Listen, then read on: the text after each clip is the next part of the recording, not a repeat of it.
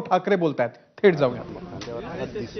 माजी कार्यवाह भैयाजी जोशी यांनी घाटकोपरमध्ये एक वादग्रस्त विधान केलेलं आहे. ते विधान मी त्याच्यासाठी आलेलो आहे. मराठी भाषा मी काल आपल्याशी संवाद साधला होता. त्यावेळेला आपण एक मला माहिती दिली होती की काल महायुतीच्या सर्व आमदारांना छावा पिक्चर दाखवण्यासाठी खास खेळ किंवा खास शो आयोजित केलेला आणि आपल्यासमोरच ही कल्पना ज्यांनी मांडली त्यांचं मी जाहीर अभिनंदन केलं. दुर्दैवाने हे सगळी लोक, त्याच्यात गद्दार लोक गेलेच नव्हते, पण ही सगळी लोक छावा चित्रपट बघताना आनाजी पंत या काळातले ही इकडे येऊन मराठी अमराठी असं विष कालवून गेलेले आहेत.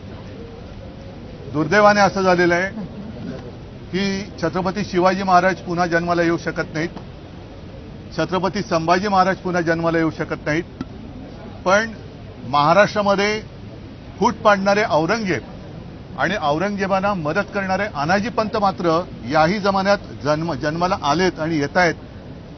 याच्यासारखं दुसरं दुर्दैव का असू शकत नाही. काल अशी काही लोक आपल्या देशात आहेत की जणू काही ब्रह्मदेवाला आम्हीच जन्म दिला आणि जगभर ब्रह्मज्ञान सांगत फिरत असतात. त्यातलेच काल अनाजी पंत, काय त्यांचं नाव, भैयाजी जोशी.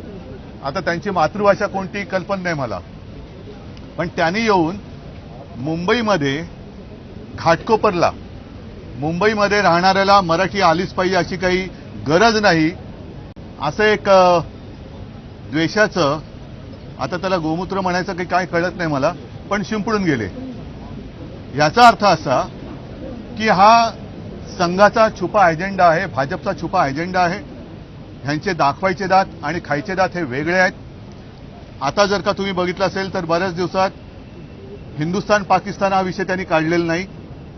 मग काय तर बटेंगे तो कटेंगे. आता बटेंगे तो कटेंगे म्हणजे हिंदू मुसलमान केवळ नाही तर मराठी अमराठी, मराठीमध्ये पुन्हा मराठा मराठेतर असं सगळं वाटणी करायची आणि आपण राज्य बळकवायचं. हे जे कोणी अनाजी पंत काल आले होते त्या अनाजी पंतांना मी सांगतोय की मी तुम्हाला त्यांना आव्हान देतोय की अशी भाषा त्यांनी अहमदाबादमध्ये जाऊन करून दाखवावी, तामिळनाडूमध्ये करून दाखवावी, कर्नाटकात, केरळमध्ये, बंगालमध्ये ही तिकडे भाषा करून नुसती दाखवावी आणि भाषा करून दाखवायची नाही तर भाषा करून सुखरूप येऊन दाखवावं. मराठी माणूस हा सहृदय आहे, दयाशील आहे, म्हणून कोणी यावं आणि टपली मारून जावं अशी आता ही पद्धत आहे. आणि यातून मराठी माणूस हा भाजप किंवा संघ खिचगंटीत धरत नाही. आम्हाला मराठी माणूस काय मतं देणारच आहे, जातोय कुठे. आणि ही मुंबई तोडण्याचा म्हणजे मुंबईमध्ये इथली भाषा गुजराती, इथली भाषा मला वाटतं अनिल तुम्ही आता विधान परिषदेत हा मुद्दा मांडला, सगळ्यांनीच चांगलं, शशिकांत बोलले, भाई जगताप बोलले, सगळ्यांनीच चांगले मुद्दे मांडलेले आहेत. ही भाषावार प्रांतरचना देशाची झाली. आता ही मुंबईची भाषावर गल्ली रचना करते की काय आणि मग तोडा फोडा आणि राज्य करा, ही अत्यंत घाणेरडी आणि विकृत मानसिकता या निमित्ताने सगळ्यांसमोर आलेली आहे. काल ज्याप्रमाणे मला वाटतं विधान परिषदेत मुख्यमंत्री बोलले की कोरटकर काय करताय, कोरटकर हा चिल्लर माणूस आहे, तसं मुख्यमंत्र्यांनी जाहीर करायचं भैयाजी काय करतायत, भैयाजी जोशी हा चिल्लर माणूस आहे. मग एक तर त्यांनी तो चिल्लर म्हणून जाहीर करावा, नाहीतर या चिल्लरचा काय बंदा रुपया असतो त्याच्यावरती राजद्रोहाचा गुन्हा दाखल झाला पाहिजे. कारण महाराष्ट्रामध्ये मराठी भाषा सक्तीची करण्याचा कायदा हे महाविकास आघाडीचं सरकार असताना आणि मी मुख्यमंत्री असताना केलेला आहे. या कायद्याच्या विरोधात इकडे मराठी भाषा आली नाही तरी चालेल असं बोलण्याचं धाडस करणाऱ्यावरती एकावरती कायद्याचा जर का बडगा उगारला तर यापुढे असं कोणाची बोलण्याची हिंमत होणार नाही. आणि नाहीतर मग त्यांनी सांगावं की संघाचा आणि भाजपचा छुपा अजेंडा आहे. एक तर कारवाई करावी, नाहीतर हे जे काय पाप आहे हे त्यांनी मान्य करावं. आतापर्यंत जर का आपण बघाल तर ही संघाची आणि भारतीय जनता पक्षाची नीती आहे की आधी एक पिल्लू सोडायचं आणि ते पिल्लू मोठं झालं तर खांद्यावर घ्यायचं आणि जर का वाटलं की अंगलट येतंय तर ते झिडकारायचं. त्याप्रमाणे आता गोलमाल उत्तर दिली गेलेली आहेत दोन्ही सभागृहात. काही ठामपणाने काही बोललेलं नाहीयेत.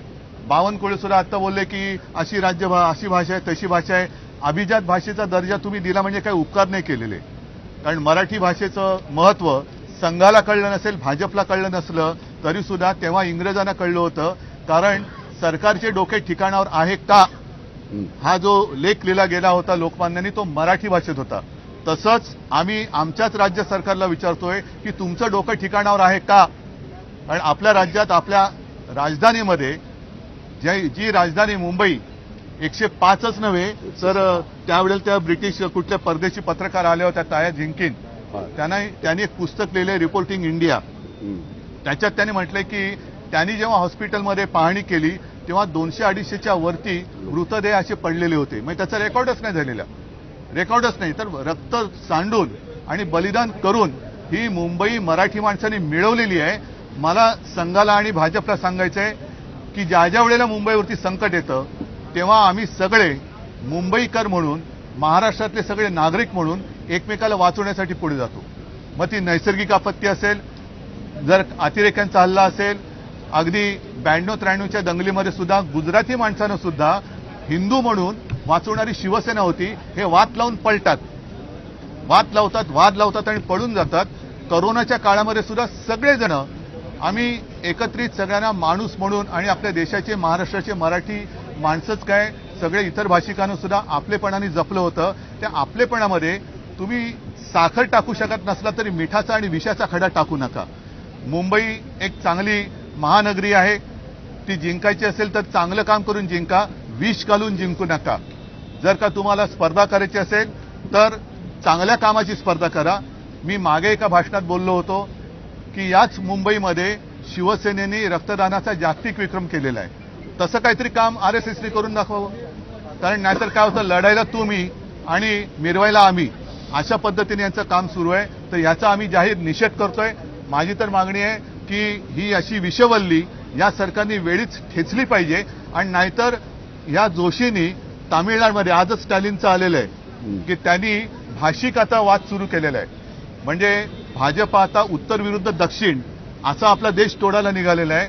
सगळे दक्षिणेतली राज्य आणि तामिळनाडूमधले सगळे पक्ष हे एकत्र झालेले आहेत. कमल हसन आज बोललेले की यांना इंडिया नाही तर यांना हिंदिया करायचं आहे. या अशा सगळ्या या वादाच्या ठिणग्या टाकून तुम्ही भारत माता की जय बोलू शकत नाही. भारत माता ही सगळ्यांची आहे. महाराष्ट्र हा आमचा सगळ्यांचा आहे आणि महाराष्ट्रामध्ये येऊन कायद्याच्या विरुद्ध जर बोलत असतील तर त्यांच्यावरती राजद्रोहाचा गुन्हा दाखल केला पाहिजे.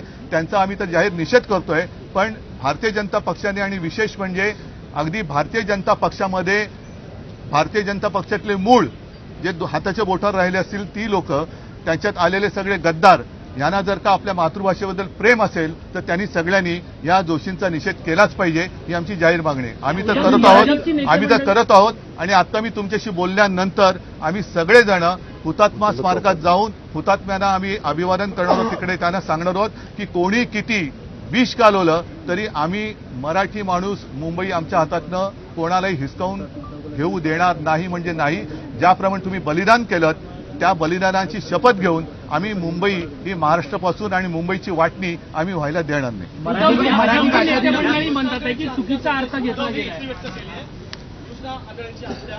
नाही, मला वाटतं आजचा विषय आहे. आजचा विषय मामला दर्ज करने की मांग आपने की है भैया जी जोशी पर, क्यों और क्या? भाजपची जी वोट बँक आहे मराठी भाषिक आणि हिंदी भाषिक या दोनच भाषांचा उल्लेख भैयासाहेब जोशींनी केला आहे. बरोबर आहे. ही यांचं लक्ष आहे बँकेवरतीच आहे. ती मध्ये सुद्धा बँक बुडवली न्यू इंडिया, ती सुद्धा यांचे सगळे आहेत असं म्हणतात. मराठी माणसाला यांच्या लेखी किंमत नाहीये. आणि मला असं वाटतं ही बळकवण्याची एक त्यातली एक मांडणी म्हणून मुंबई अहमदाबाद बुलेट ट्रेन करतात की काय. असो, मला या विषयात मला जे काय बोलायचं ते बोललोय. आम्ही याचा निषेध तर सगळे पक्ष म्हणून आमची जी काय महाविकास आघाडी आहे ती करतोच आहोत. म्हणून मी पुन्हा एकदा देवेंद्रन सांगतो की मी बातमीच घेऊन आलोय. प्रशांत कोरटकर तर चिल्लर, तसं तुम्ही सांगावं भैयाजी जोशी तर चिल्लर आहेत आणि नाही तर त्यांच्यावरती कारवाई करावी. धन्यवाद सगळ्यांना. जय हिंद. मुंबई आमच्या हक्काची, जय शिवराय. मुंबई आमच्या हक्काची.